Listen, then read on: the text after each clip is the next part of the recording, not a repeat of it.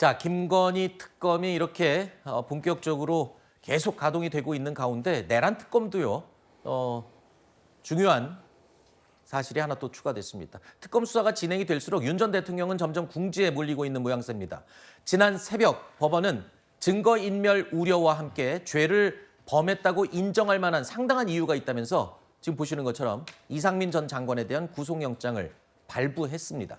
자, 내란 실행에 공모한 혐의를 받는 국무위원 가운데 먼저 김용현 전 장관에 이어서 두 번째 구속 사례입니다. 두 사람 모두 윤석열 정부 실세로 충암고 선 후배 관계이기도 하죠. 자, 이제 특검팀이 정조준을 하게 될 윤석열 정부의 국무위원, 다음은 누가 될지 예의주시하고 있는 그런 상황입니다.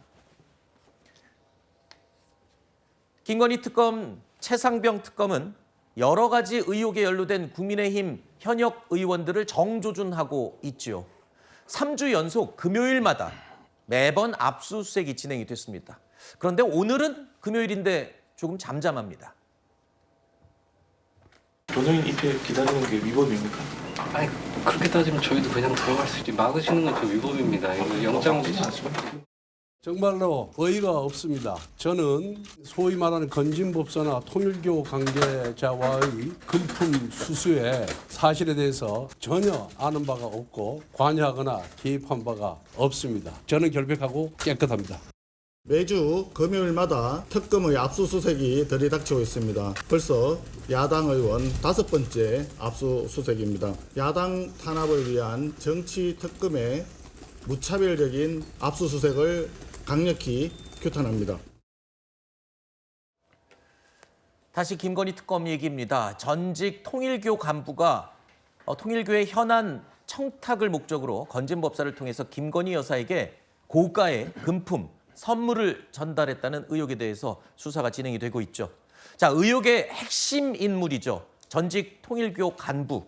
지난달 30일에 구속됐습니다. 그런데 구속영장 청구서 내용을 들여다보면 이런 사실이 추가로 확인됐습니다. 바로 앞서 영상에서 보신 권성동 의원에게도 거액의 수억 원대의 정치 자금이 흘러갔다라는 내용이 포함된 것으로 지금 알려지고 있습니다. 권성동 의원은 전혀 사실과 다르다라면서 의혹을 강하게 부인하고 있는데요. 그런데 특검이 윤모 전 통일교 본부장 구속영장에 해당 내용을 적시를 했다면 어느 정도 구체적인 정황이나 진술 또는 증거가 확보가 됐기 때문에 영장에다가 명시를 하지 않았을까요?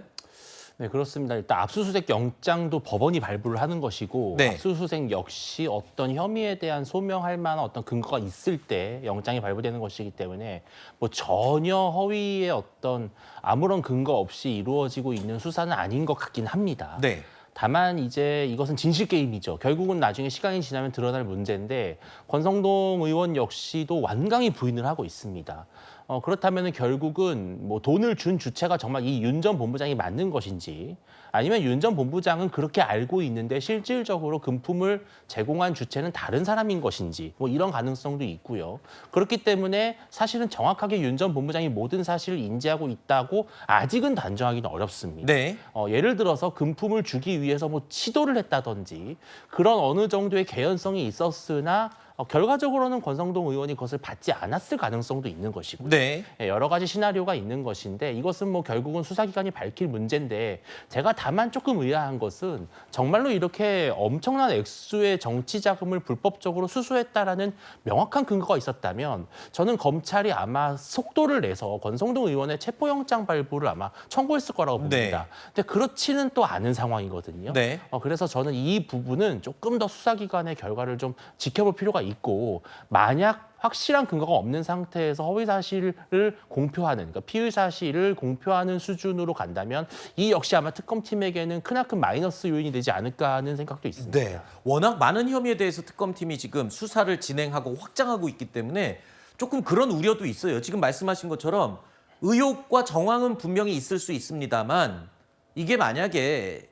제대로 밝혀지지 않을 경우에는 특검에는 역풍으로 작용할 수 있거든요. 그리고 지금 권성동 의원 같은 경우에는 친윤의 핵심으로 분류되기도 하지만 일반적으로 봤을 땐 거물급 정치인이란 말입니다. 이게 그냥 넘어가지는 않을 것 같아요.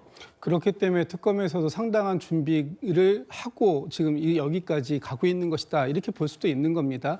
지금 통일교의 간부로 알려져 있는 윤모 씨에 대한 이 구속영장 이 내용 중에 지금 권성동 의원과 관련된 부분이 적시가 되어 있다는 겁니다. 특히 이 1억에서 2억 정도의 정치 자금이 전달됐다라는 정황에 대해서 이 윤모 씨의 아내가 그 가지고 있는 이 휴대폰에 사진이 나와 있는데 그 사진 속에서 이 상자 속에 담겨져 있는 현금 사진도 나왔다라는 것입니다. 이런 여러 가지 조금 이렇게 구체적인 진술과 정황들이 담겨 있는 것들이 확인이 되었기 때문에 이 윤모 씨에 대한 구속영장이 발부가 되었다는 것이고요. 네.